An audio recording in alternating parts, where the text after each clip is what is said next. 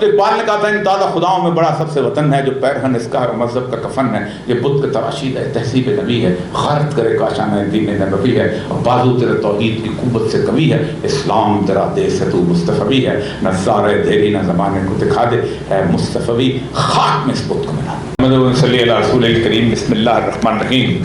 رب اشرح لی صدری ویسر لی امری واحلل عقدۃ من لسانی یفقہوا قولی۔ صدق اللہ العظیم۔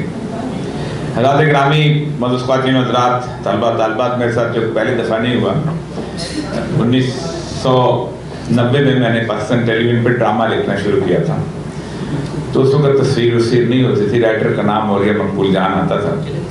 تو ایک دن مجھے بہت بڑا پارسل ملا اور پشاور سے کسی صاحب نے بھیجا ہوا تھا، تو وہ نے عیدی کے کپڑے بھیجے ہوئے تھے، میں اپنی بہن نوریہ مقبول جان کو عیدی کے کپڑے بھیجتا ہوں، اور وہ انہوں نے بڑے محبت سے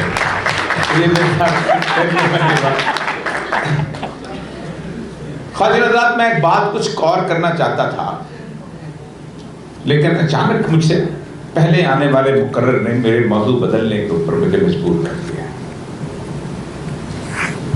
1944 میں IMF بنا ہے، اور IMF نے پوری دنیا کو یہ پیغام دیا تھا کہ اب ہم تمہیں ماریں گے نہیں، اب ہم تمہیں قتل نہیں کرنے آئیں گے جو ہم پہلے کبھی چلتے تھے، برطانیہ کے سائلوں سے چلے، ایسٹ انڈیا کمپنی بنائی اور یہاں پر قبضہ کر لیا، اب تمہیں معاشی طور پر ہم مکمل طور پر گھیرے میں لیں گے۔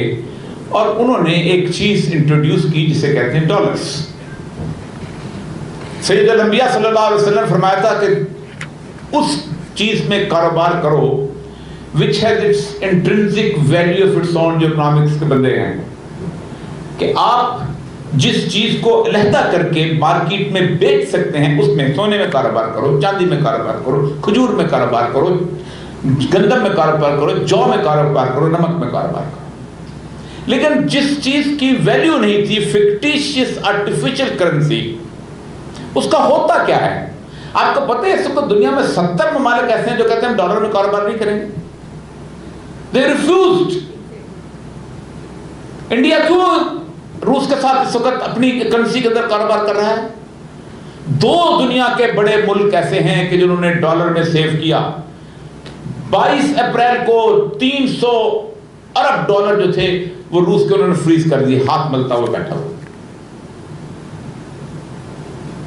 آپ سوچیں کہ 1972 تک یہ جو جعلی کرنسی آئی ہے، فکٹیشیس جو کاغذ کا نوٹ ہے، جو $1 کا بھی اتنے کا ہے، $10 کا بھی اتنے کا ہے، سب کچھ اس کے بارے میں کہا گیا تھا تمہارا گولڈ سٹینڈرڈ ہوگا، اتنا سونا تمہارے پاس ہوگا تو چلو ٹھیک ہے، اٹس آل رائٹ۔ لیکن 1972 میں ڈیگول چلا گیا نکسن کے پاس، اس نے کہا تمہارا $2 تمہارے پاس پڑا میں دو، اس نے کہا these promises are not to be made۔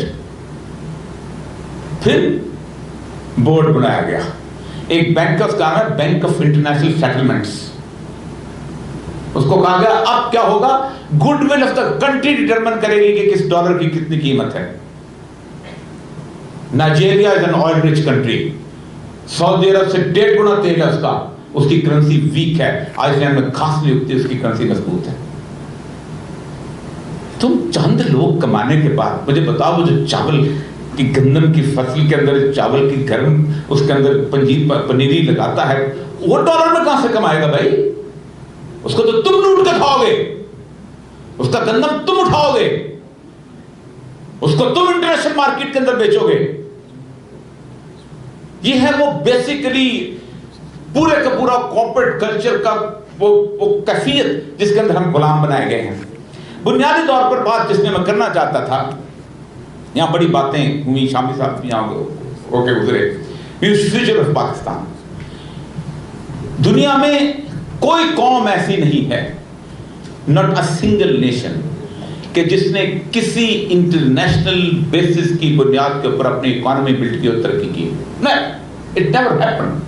آپ کا انہیرنٹ جو کریکٹرسٹک ہوتا ہے کہ آپ کی جی ڈی پی یوٹیوب نہیں ہے، جی ڈی پی سروسز نہیں ہے، جی ڈی پی آپ کا گندم ہے، جی ڈی پی آپ کا چاول ہے، جی ڈی پی آپ کی صنعت ہے، آپ کے کپڑے ہیں، باقی ساری چیزیں۔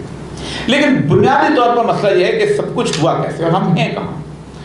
آج سے کچھ 300-400 سال پہلے، چونکہ اب یونیورسٹی کے اسٹوڈنٹ میں 5 منٹ آپ کے لوں گا تب کہ آپ کو پتہ چلے کہ پاکستان کا فیوچر ہے کیا. کہ جس شخص نے بھی ان کی باتوں کے اوپر آ کے چلنے کی کوشش کی، انہوں نے یوں اس کو مروڑا اور اس کے بعد ختم. یوں اکانومی، مہاتما محمد کی کتاب ہے جو اس نے ایشیا کا مقدمہ جس کو ترجمہ کیا ہوا ہے، کیس آف ایشیا، اس میں وہ لکھتا ہے کہ had we accepted the dictates of IMF and the World Bank, our conditions could have been worse than Indonesia. We believe the medicine suggested to us is worse than the disease we have. کرتے کیا ہیں؟ ایک ملک میں گئے، اس ملک کے اندر جا کے فیکٹریاں لگائیں گی، جیگوار کی فیکٹری وہاں پہنچی، وہ فیکٹری وہاں پہنچی، یہ فیکٹری وہاں پہنچی. وہاں آپ نے مکمل طور پہ 5 روپے تنخواہ دیتا تھا، 10 روپے تنخواہ دینے شروع کر دی. ڈینم والے کی فیکٹری آ گئی، 5 روپے کا مزدور تھا، 15 روپے تنخواہ دینی شروع کر دی. ڈالر پہ آمدنی ہو رہی ہے نا. یو آر ارننگ اے لاٹ. جیسے ہمارے میڈیا کو تباہ برباد کر دیا ان لوگوں نے. میڈیا میں جب ایک صحافی 500 روپے تنخواہ لیتا تھا، وہ کہتا تھا میں 500 کی ریڈی لگا دوں گا. اب انہوں نے کہا نہیں، اس کو 50 لاکھ تنخواہ دو، اس کو 25 لاکھ دو، اس کو 70 لاکھ دو. وہ جب کہتا ہے سچ بولنے کی قیمت 70 لاکھ روپے، اس کا دل بیٹھ جاتا ہے. میرا گھر، میری گاڑی، میرا سب کچھ. اسی لیے پاکستان کی 70 سالہ تاریخ کے اندر کبھی بھی میڈیا کا گلا یوں نہیں گھونٹا گیا، اور اتنی آسانی سے گھونٹا گیا. اس لیے کہ میڈیا جو ہے کوئی شوگر مل والا نہیں چلا رہا، کوئی یونیورسٹی بنانے والا نہیں چلا رہا، میڈیا کوئی پراپرٹی ڈیلر نہیں چلا رہا. اس کو کہتا ہے خبردار، کل تمہارے گنے کے ٹرک روک لیں گے، تم چلا کے دکھاؤ کسی بندے کو، تم کس بندے کو رکھو اپنے یہاں اینکر. تو بنیادی طور پر ایک پورے کا پورا قبضہ ہے کہ جس سے پاکستان جو ہے اس کا گلا گھونٹا ہوا ہے. اب یہ گلا گھونٹنے کی بات جو ہوتی ہے، اس سے آزادی کس کس نے حاصل کی؟ تاریخ ذرا اٹھائیں، کس کس نے حاصل کی. آپ کو پتہ ہے جس بھارت کی آپ نام لیتے ہیں، اس بھارت نے 55 سال ایک فکرہ بولا تھا، بدیشی مال کا بائیکاٹ. میں 2007 میں بھارت گیا تھا، اڈوانی کے پاس ایمبیسڈر کار تھی. جس چائنا نے کوئی ترقی کی بات کرتے ہیں، وہ چائنا ڈالرز میں کاروبار کرتا ہے. آپ کو پتہ ہے کہ چائنا آج بھی دنیا کا سب سے بڑا گولڈ پرچیزر ہے. اس کو پتہ ہے کہ امریکہ نے ایک دن اٹھا کے میں تباہ برباد کر دینا ہے. تو ڈیگول گیا، اس نے کہا good will of the country ہوگا. اب کرتے کیا ہیں؟ وہ کرتے یہ ہیں کہ امریکہ نے کہا 74 کے اندر تیل والوں کو کہا کہ تم اپنا تیل جو ہے وہ ڈالر میں بیچو گے. میں نے تیل خریدنا ہے، میں 10 ارب ڈالر خریدوں گا. اس نے خریدنا ہے، وہ 50 ارب ڈالر خریدے گا. اس نے خریدنا ہے، وہ 60 ارب ڈالر خریدے گا. اس نے خریدنا ہے 70 ارب. یہ سارے ملا کے 300 ارب ڈالر ہوں گے. یہ بہترین سیاہی اور بہترین کاغذ کے اندر 1 ڈالر میں سٹ جاتے ہیں. تیل کس ہے؟ اربوں کا، مسلمانوں کا. آج پاکستان کے روپے میں تیل بکنا شروع ہو جائے، 1 روپے کے 100 ڈالر ملیں گے. یہ ہے اوقات ڈالر کی. جس ڈیسائیڈ کے پاکستان کے روپے کے اندر اپنے تیل بیچنا ہے. یہ تو وہ اکنامک غلامی ہے جس کے اندر لیٹن امریکہ کو انہوں نے ڈالا. انہوں نے کہا خبردار نکلو یہاں سے، اپنا ڈالر بھی لے کے نکلو، اپنا بینک آف امریکہ بھی لے کے نکلو، اور اپنا تمام تر صورتحال. ایکواڈور میں ایک شخص آیا تھا، Rauf Korea, prime minister elect ہوا. اس نے کہا دروازہ بند کرو. خود گیا IMF کے گیٹ پہ، تالا لگایا، کان سے پڑھ کے نکال دیا. کہا the debt which has been accrued for the benefit of the few is illegitimate. جو قرضہ چند لوگوں کی خواہشات کی تکمیل کے لیے حاصل کیا جائے وہ ناجائز ہے، میں نہیں دیتا ہوں. ایک شخص تھا ایرک ٹوسان، برسلز میں. آپ ذرا ٹائپ کیجئے اس کے اوپر. ایرک ٹوسان جو ہے، یہ اس کی کمیٹی ہے for the abolition of illegitimate debt. اس کو بلایا گیا. 70 لاکھ کانٹریکٹ جو ہے، 70 لاکھ کانٹریکٹ جو ہیں ان کو دیکھا گیا. 3 کروڑ ڈاکومنٹس کو دیکھا گیا. اس کے بعد کہا خبردار ہم یہ قرضہ ادا نہیں کریں گے. وال اسٹریٹ میں اس کو کہا کہ ہم انکار کر دیا کیونکہ بانڈز میں قرضہ بکتا ہے. ٹھیک، اگلے دن نیکسٹ ڈے پوری دنیا کے اندر ان کا 100 روپے کا جو 100 ڈالر کا بانڈ تھا، 20 ڈالر پہ آیا جو انہوں نے واپس پرچیز کیا. اگلے دن پوری دنیا جھکی اس کے سامنے. 88% قرضہ تھا جو اس نے کہا غلط ہے. 82% پہ اگری کیا، ہاں 82% تم پے نہ کرو. एटमी ताकत नहीं था, दुनिया की 5वीं बड़ी पॉपुलेशन नहीं था, इतना छोटा सा मुल्क इक्वाडोर। निकरागुआ ने किया, ब्राजील ने किया, दे रिफ्यूज। ब्राजील को उसको बुलाया, उसने कहा पे द टैक्स, 128 बिलियन आप पर हो गए। उसने कहा मेरे पास पैसे नहीं है, और ये तुमने गलत जिन लोगों के मेरे फलां बंदे से किया था, जाओ उनसे खरीद लो। He refused. उसने कहा I'll cut down the Amazon forest and pay you the money. मैं अमेज़न के जंगल काट दूंगा जो दुनिया के सबसे बड़े जंगल, और तुम्हें कर पैसे दे देता हूँ। उनका these are lungs of the world, ये तो दुनिया के फेफड़े हैं। उन्होंने okay, pay the rent of the oxygen which you are getting from this. चुप, खामोश। इज्जत से खड़े होने का मसला ये होता है कि आप अपनी उसके ऊपर किस हद तक बिलीव करते हैं। तो जहां तक इस बात का ताल्लुक है, ये जो दुनिया है ना जी, 400-500 साल पहले एक बॉडी ऑफ द नॉलेज आपको बताया गया था, और उसके अंदर दुनिया में एक चीज क्रिएट की थी जिसे सोशल साइंसेस कहते हैं। ज़्यादा वक्त नहीं लूंगा, को मैं बता दिया 4:30 बजे बसें जानी है, और मैं किसी को किसी के घर जाने से रोकना नहीं चाहता।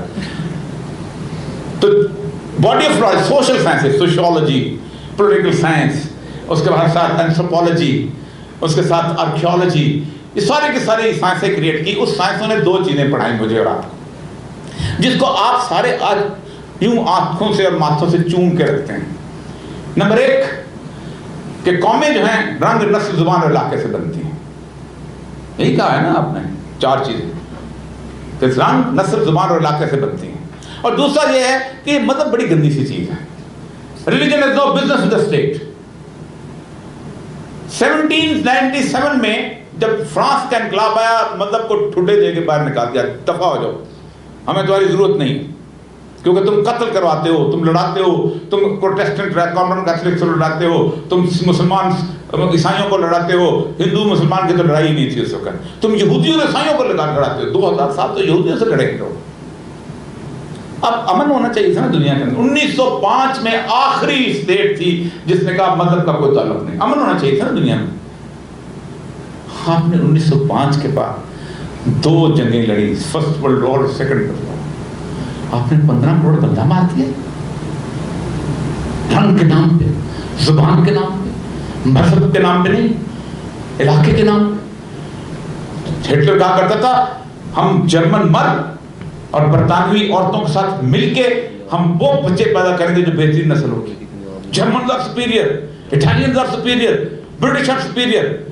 दुनिया का बदतरीन जो है कत्ल आम हुआ है वो ये कि मशरकी बंगाल के अंदर कहत आ गए।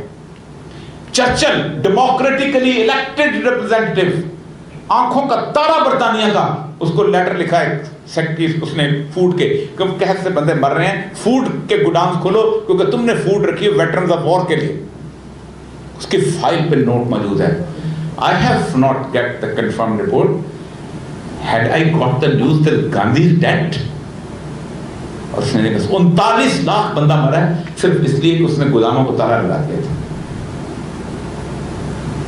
दूसरी चीज कि रंग, नस्ल, जुबान, इलाके, सबसे अहम तरीन बात आप कहते हैं इलाके। वतन हम में तेरी शम्मा के परवानों, मादरे वतन, वतन से मोहब्बत। तो उसका तस्वर इकबाल ने कहा था इन ताज़ा खुदाओं में बड़ा सबसे वतन है जो पैरहन इसका है, मजहब का कफन है, ये बुत का तराशीद है, तहसीब नबी है, खारत करे काशान दीन नबी है, और बाजू तेरे तौहीद की कुव्वत से कभी है, इस्लाम तेरा देश है तू मुस्तफ़वी है, न सारे देरी न ज़माने को दिखा दे है मुस्तफ़वी, खाक में इस बुत को मिला। ये कैफियत जुबान, तारीख कहती है कि जितना गंदा और बोदा और कमजोर रिश्ता जमीन का किसी और का रिश्ता नहीं, किसी और।